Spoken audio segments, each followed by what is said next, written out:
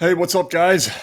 How's it going out there? Hope you guys are all doing well. Thanks for watching Spirit of Vinyl again with me. Everybody in the vinyl community, I really appreciate you guys out there. This week, I wasn't sure what I was going to talk about, but I decided I wanted to talk about kind of what I've been listening to the last couple of weeks, new stuff I've bought and stuff like that. There's a lot of weird stuff that seems to be happening when it comes to collecting vinyl. I feel like sometimes the record collection is deciding on its own what it wants to feed it, apparently. Is kind of how I'm looking at it. Anyway, so let's get started. First thing, a couple weeks ago, I'm heading to the record store. I'm going to pick this up right here. I don't know if you guys have heard this yet. H for the 10,000 volts. This is a indie store exclusive, is what it says. When I first started putting these in, there was like 5 different versions, different styles or whatever. Now there's like 10. This one's pretty fucking cool looking, if I do say so myself. Let me pull this out. I'm not going to pull all these out. So that's what the record looks like. It's got a cool splatter and everything else. Sounds awesome, honestly. I think it's a pretty good record. Yeah, I'm a fan. As you know, I mean, I'm a Kiss fan, so I've been an Ace fan my whole life. So that's the main reason I went to the record store that day, was to pick this album up. I would say it's a pretty good hard rock album. It's not too heavy. I think it's Ace. You know, he's older. Is it as good as his solo stuff, as his early stuff? Not really. His voice, of course, isn't the same as it's been for a long time, but that's okay. The guitar work is great. The music's good. It's catchy. It's got cool lyrics. I think it's a good album. If you haven't picked it up yet, I would suggest go ahead and picking it up. You know. So while I was there, I saw something else that was there. This is kind of basically what I'm going over is what I've been listening to recently, actually. So, you know, I've listened to that a bunch of times. I bought this while I was there at the same time. Live in Sao Paulo, Brazil, 1995. This is a classic Megadeth lineup. Basically, it was a Monsters of Rock or something like that, radio broadcast. If you're a Megadeth fan, do not buy this record. This record sounds like shit. You know, it was a waste of my money, essentially. It's terrible. The track listing is awesome. It's got great songs on it, but it sounds like somebody recorded it from the audience in a portable tape player. I bought it because I'm a Megadeth fan, but I would not recommend buying that. It's just not a very good copy. It doesn't, you know, supposedly it's a radio broadcast, but it doesn't sound good at all. The other one I picked up was this. Talking Heads have been speaking to me recently, as we've discussed in the past. Yeah, this is a repress, of course. Very good album. I picked this all up in the same day as the other two. The main, and this is good, you know, I mean, for me, the Talking Heads were one of those bands, you know, they had good songs or whatever, but I'd never really listened to a whole album before until more recently. Of course, I've been getting into that style of music more often. The main thing that changed a lot is what's happened over the last couple of weeks is this album right here. So I picked this album up that same week with those other three. And the thing about Culture Club is a teenager coming of age in the 80s, Boy George and these guys were like the antithesis of anything that I stood for, being a heavy metal fan, teenager, or whatever. So I always ignored them. This record's been in my local record shop for weeks, and I'd see it and I'd just pass up on it, and I'd see it and I'd pass up on it. And then I was there that day and I'm looking at it, and it basically took like everything for me to buy this record. I mean, I still had to overcome this, you know, the teenage metalhead in me. Like, what the hell are you doing? You're going to buy Boy George and Culture Club? What is this? You know, of course, since I started collecting records, you know, as you know, like seriously, I have been picking up more like 80s new wave music. You know, I'd buy a record because I'd liked a song by a band. I'd listen to the whole band, somebody like Berlin or whatever, and I'd be like, oh man, that was such a great record. I'm going to buy more of their music. So, you know, I caved and I bought this. And it was really, really hard. I mean, I can't really explain the thinking in my head. Some of you guys out there watching, all genres always have been that way, but I was never that way. I was always just a rock and roll and a heavy metal guy until recently. As I've gotten older, and when I found all those records and it had some different styles, I started listening to some different things. I heard lots of bands that I'd never heard of, or music from bands that I liked but I'd never bought records for or whatever, and it kind of got the bug going. But this one was hard for me to buy the first time, honestly. But I brought it home and I played it, and this album is fucking great. I mean, it's so good. I was blown away by how good it was. And, what it's done is it's added more of this to my collection over the last couple of weeks. So when I was at the record store, they had this one and they have the follow-up to this one, which I'll get to in a bit. But I brought this back and I was just like, okay, so I played it, not thinking it was going to be much. Of course, it had, one song or maybe two songs that I knew, of course, Coming of Age. Karma Chameleon's on here. That's pretty much it when it comes to radio hits that I knew. All these other songs I didn't know. One of them played and it was recognizable, I guess you'd say. But as I was listening to it, it's just done so well and it's so well produced and his voice is great and everything else. So I liked it a lot. I really did like it a lot. And what that does by collecting records, when we collect records, we tend to buy what we like. And then after, time, you start spreading out a little bit more into different genres or different things that you didn't used to listen to. And that's kind of what's happening with me. So the other record that they had at the record store by Culture Club was this one right here. This one is called Waking Up with the House on Fire. I bought the other one that first week. This is the following weekend. I go back to the record store and I picked this one up. I bought the other one first because it had Karma Chameleon on it. At least it had a song I know. So if I was going to spend $10 or whatever on a record, I wasn't wasting it on something I hadn't heard at all. And it was so good. I went back next weekend after I got off work and I bought this one here. And this one is just as good as that first one is. So while I was there, I also picked up this Exodus album, Tempo of the Damned, which is a really good record also. It's from like 2002. This is the 2020, I think it's a 2020 re-release, maybe a 2022 re-release. It's my first Exodus album. I grew up listening to thrash music, but I listened to more of the mainstream stuff, the Big Four, and we listened to Death Angel and, some other ones, and Exodus would be something we would hear, but I never owned an Exodus record until just a week ago. It might start me, of course, it's going to start me buying more of their music, of course. So with the Culture Club thing, like I said, it was real hard for me to buy in the beginning because it was Boy George and Culture Club. And that first record that I bought, it was really good. So I go back and get another one. Of course, that sends me down another rabbit hole altogether, right? Culture Club basically has 4 records from their heyday. So I'm out there looking for it. I go on Discogs and I buy another one.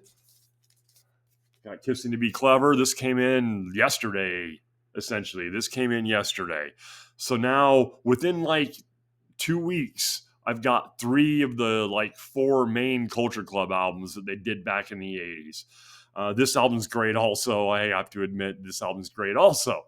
That's the thing that record collecting does to us or for us is kind of spread out those genres. Like I said, I usually collect metal, and after a while, you start getting everything you want by the bands you like. And of course, right now, heavy metal music from the 80s and 90s is a lot pricier, where you can buy a Culture Club record for $10 and you can get some other things a lot cheaper. So you start spreading out your genres.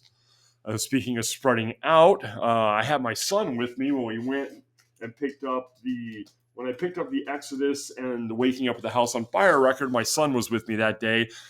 He was looking for records also. My son's record collection, he's got about 25 or 26 vinyls. And instead of him keeping them in his room, we've integrated them into my collection. So when he buys music, we're listening to it out here.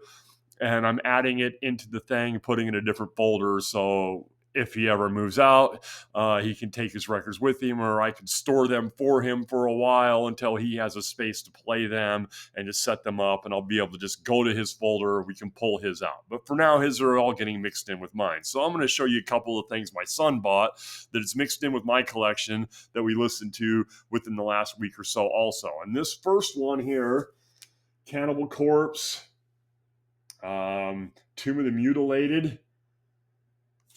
My son digs this band. He went and saw them live by himself. I did not go with him to see Cannibal Corpse. This is not really my style. Obviously, it's an iconic record if you're into that type of death metal sound. I myself am not really into too much death metal. This band, the music is really, really good, but George Fisher, Corpse Grinder Fisher, their lead singer, he's got like Cookie Monster vocals, and I can't really understand what he's saying. And I know that says more about my ears than anything else, but I've never really been a huge fan of that more really extreme type of stuff. But he likes them, and he should have saw him when he's flipping through the records, and that one's in there. He was like, "Oh my God." I'm like, "What?" He's like, "Look, they've got it." And I'm like, "Okay." So he bought that, and now that's in here, and we sat out here and listened to that. And, we've got some other Cannibal Corpse in here because he's done that in the past, and that's more his style. He likes that, and he likes new metal.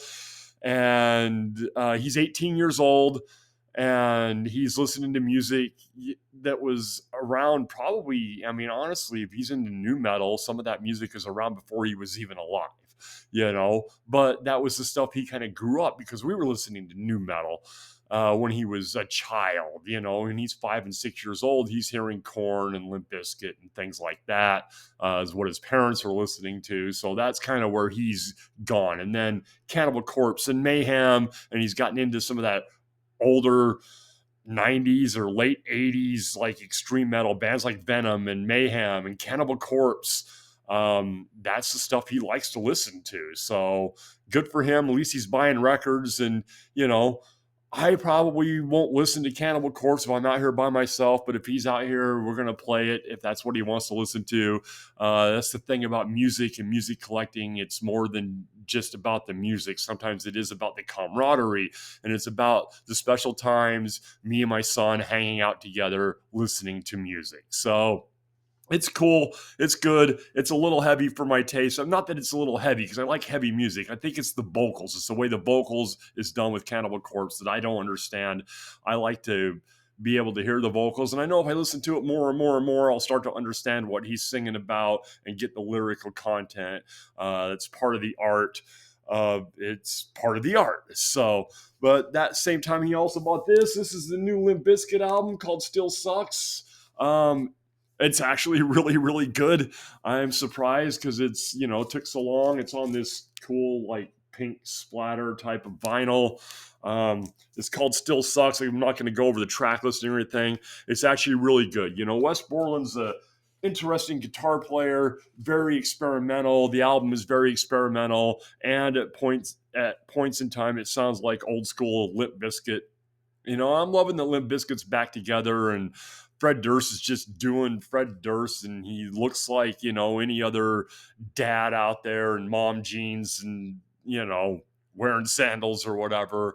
And Wes Borland's still kind of a weird fucking guy with the mask and the makeup, and they're just doing Limp Bizkit. And just like they always have, they've always just done what they wanted. It's actually a really good record. I was impressed, honestly. The only, I've got Significant Other in my collection. Of course, my son's added $3 Bill and Chocolate Starfish, and now this. So we've got plenty of Limp Bizkit out here right now, and I like them. They're a good band. I saw Limp Bizkit way back in the day when they first came out at a Warped Tour, and Fred Durst was such a dick. People wanted to kick his ass, and I never really paid that much attention other than the stuff on the radio was good, and we would listen to it, but I never bought Limp Bizkit. But I had to buy Significant Other when that was repressed, and now we've got 3 or 4 Limp Bizkit albums in our collection. The other one my son bought, Beastie Boys' License to Ill. It's on this clear vinyl. It's pretty fucking good. This is a great album. Of course, we all know this because, this is from my era. But my son bought it. He likes nu metal. And I know this isn't nu metal, but he likes that hip hop mix type of music. And this is actually a really good record. I've never bought a Beastie Boys album. It's the first one in this collection. So, I'm not a huge fan of the Beastie Boys, and neither is he, but he recognizes that this is a classic record. Him at 18 years old recognizes that this is a classic record, and he decided to buy it with his own money, of course. So we've got that in there. First Limp Bizkit. I'll probably buy Paul's Boutique because that's a really good record also. But as for that, I probably wouldn't do much more when it comes to the Beastie Boys. Okay, so now back to the Culture Club album, the one that just came in yesterday. Let me pull it back out here. This Kissing to Be Clever record, right? This is the one, this is a good record.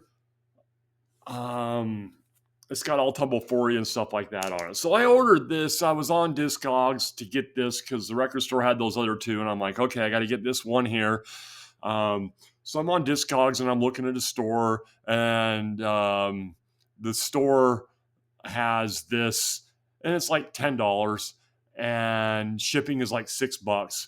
But if you buy another record, you get free shipping. So what I like to do when I'm buying a record like this is go into their section and see what else they have at a decent price. Go into their, $10 section or whatever and look for certain styles. And since I was buying that, I start looking for new wave music or whatever.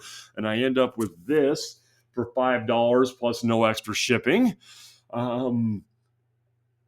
I thought I knew who this was. I mean, I was aware of the name of this band, and I've seen this cover before.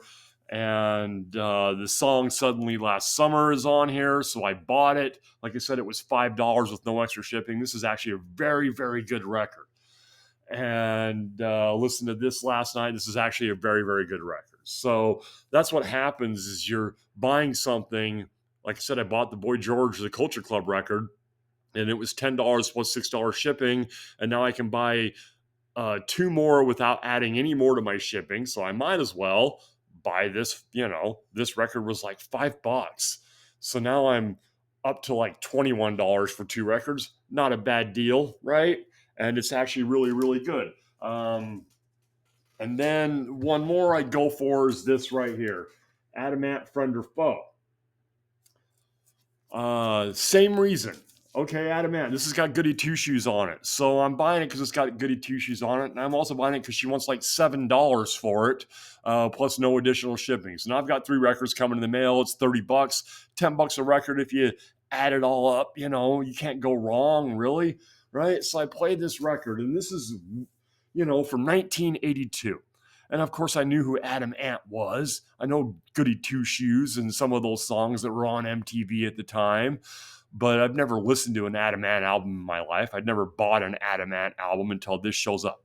I played this last night. This album is tremendous. This album is weird as shit, number one. It's kind of all over the place, but this album is great. This is a work of art, man. I mean, I was blown away by how good this record is. And part of me is angry because, it's over 40 years old. It's from 1982. It's 2024. I'm just now discovering this, and I'm like thinking about back in the day, 1982 would have been 13 years old. That's when I was introduced to Kiss and AC/DC and Black Sabbath, and I became this metal guy and the way I got into music. If I had been introduced to this back then, it could have led me to stuff like Boy George and the Motels and the Bangles and music like that, and I could have been a completely different person.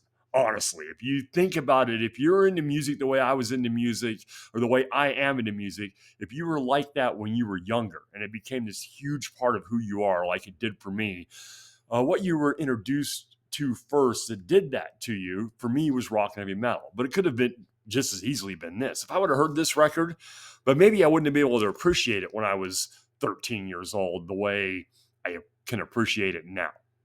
And I was thinking about that, about record collecting and where the record collection takes you sometimes and leads you down certain things. You know, the whole new wave thing for me starts with bands like Berlin because I want to hear the Metro. So I'm going to buy the album with the Metro, or, the Bangles, or, you know, bands like Culture Club and so on, and the Motels and Huey Lewis and stuff like that. Those are all things you're buying because, oh, I know this one song. It's something different. I'm not really finding anything in my genre that I'm looking for right now.